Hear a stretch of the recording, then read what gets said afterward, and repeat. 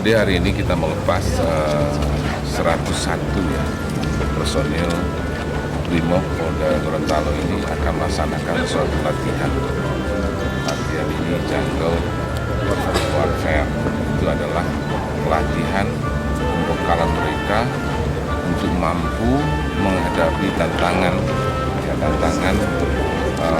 terutama masalah kejahatan kriminal bersenjata di daerah-daerah yang tentu diharapkan daerah-daerah yang hutan.